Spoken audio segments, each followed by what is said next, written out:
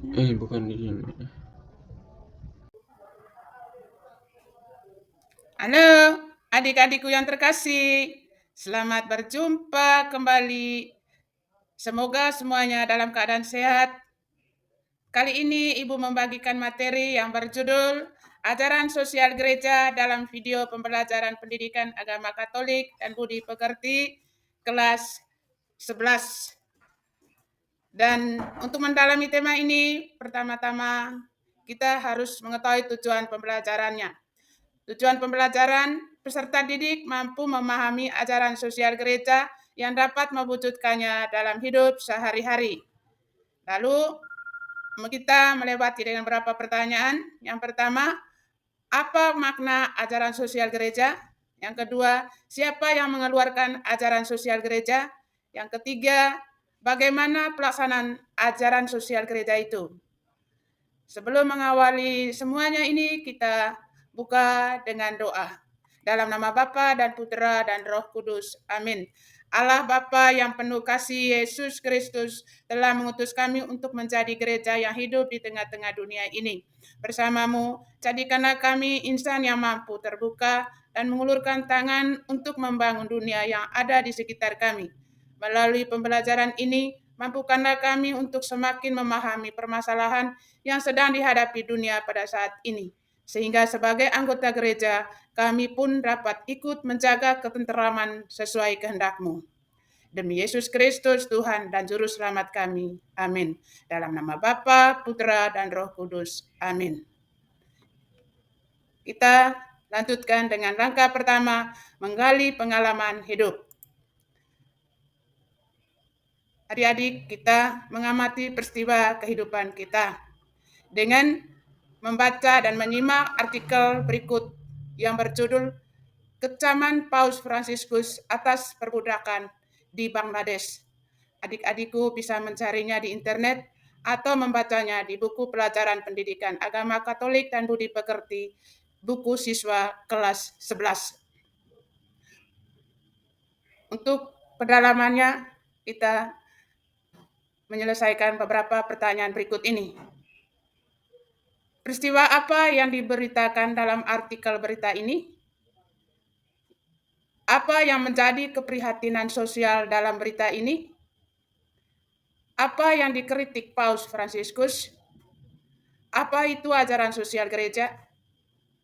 Mengapa ajaran sosial gereja itu ada? Lalu kita sama-sama untuk mendengarkan penjelasan berikut ini. Paus Fransiskus berempati terhadap buruh yang menjadi korban dan keluarga.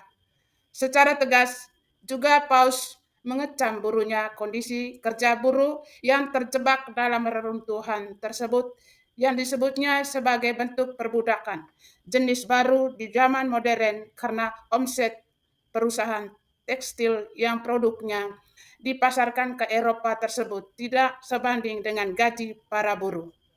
Para buruh yang terjebak di dalam reruntuhan bangunan digaji 38 euro atau 490.000 rupiah per bulan.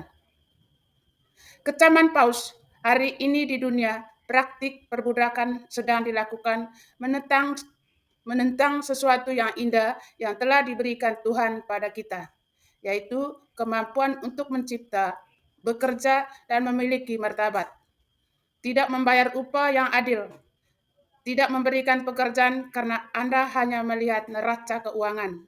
Untuk mencari keuntungan adalah hal yang bertentangan dengan Tuhan. Kata-kata Paus yang dekat dengan orang kecil dan konsisten dengan apa yang menjadi ajaran sosial gereja yang muncul sejak abad ke-19. Ajaran sosial gereja adalah seluruh kumpulan prinsip sosial dan ajaran moral sebagaimana diartikulasikan hierarki dalam dokumen-dokumen resmi Gereja Katolik sejak akhir abad ke-19 melalui ensiklik pertama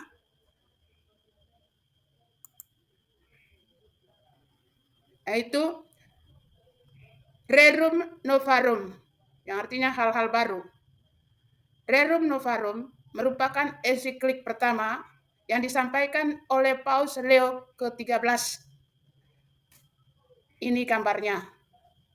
Paus Leo ke-13 telah melihat parahnya kondisi kerja karena eksploitasi oleh kapitalisme tanpa kontrol akibat revolusi industri dan bangkitnya kekuatan sosialisme serta marxisme. Berdasarkan hukum kodrat, Paus membela hak-hak buruh, pentingnya keadilan dan solidaritas, sekaligus juga meneguhkan hak kodrati atas kepemilikan pribadi. Quadragesimo Anno, setelah 40 tahun. Ensiklik ini disampaikan oleh Paus Pius ke-11 dan diumumkan pada tanggal 15 Mei 1931. Paus Pius ke-11 berbicara mengenai rekonstruksi tata sosial kemasyarakatan. Di tengah-tengah depresi pada masa para diktator dan sistem-sistem totalitarian sayap kanan maupun kiri berjaya. Paus menolak solusi komunisme yang menghilangkan hak-hak pribadi, tetapi juga sekaligus mengkritik persaingan kapitalisme sebagai yang akan menghancurkan dirinya sendiri. Ajaran beliau menunjukkan bagaimana ajaran sosial gereja berkembang dan menjadi lebih spesifik, terutama dalam mempertahankan prinsip-prinsip agung, kedamaian dan keadilan, solidaritas, kesejahteraan umum, subsidiaritas, hak milik, hak untuk berserikat, dan peranan fundamental keluarga dalam masyarakat. Ini gambar Paus Pius ke-11.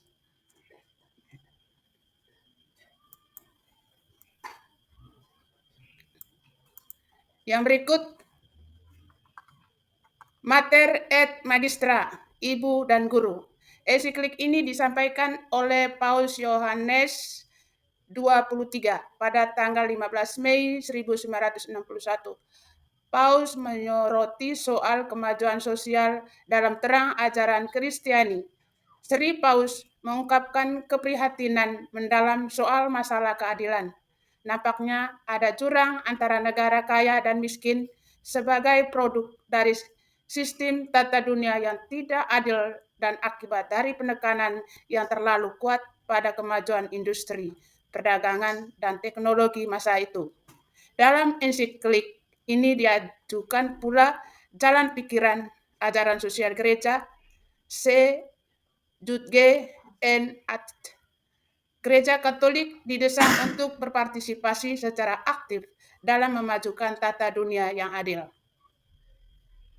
Pacem in terris, damai di bumi.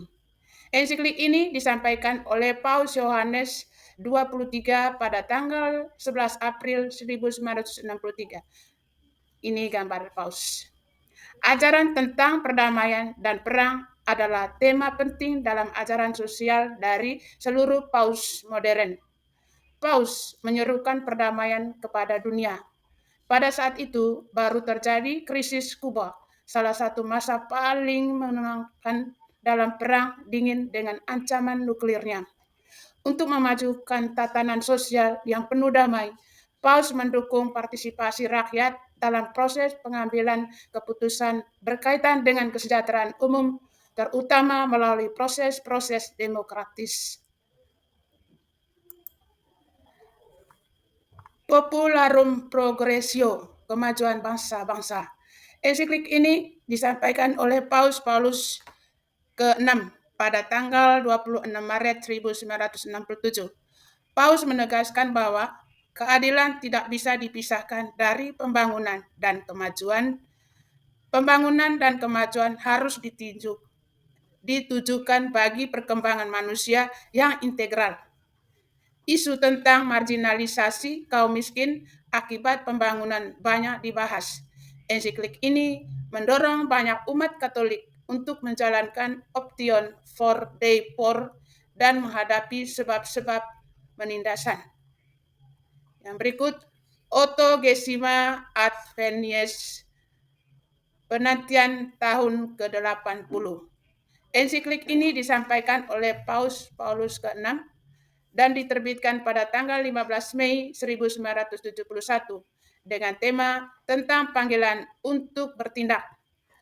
Dengan melanjutkan tradisi menandai peringatan terbitnya Rerum Novarum dengan dokumen kepausan, Paus membahas persoalan-persoalan khas tahun 70-an dengan surat dokumen kepausan, dengan surat apostolik kepada Kardinal Maurits Roy.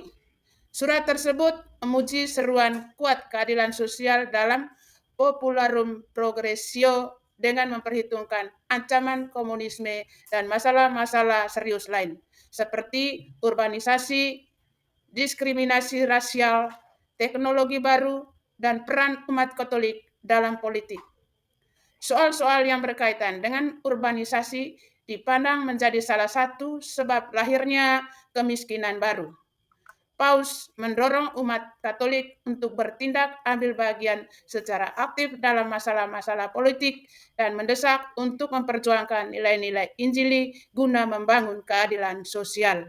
Ini gambar dari Paus ke-6.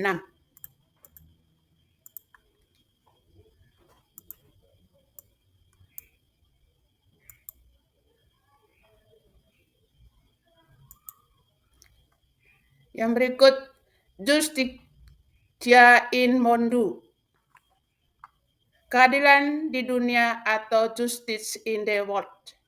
Ensiklik ini merupakan hasil sinode para uskup di Roma tahun 1971. Para uskup yang berkumpul di Roma untuk sinode tahun 1971 menyuarakan dalam gereja sebagaimana di dalam dunia, keadilan harus dipertahankan dan dipromosikan. Misi gereja tanpa ada suatu upaya konkret dan tegas mengenai tindakan perjuangan keadilan.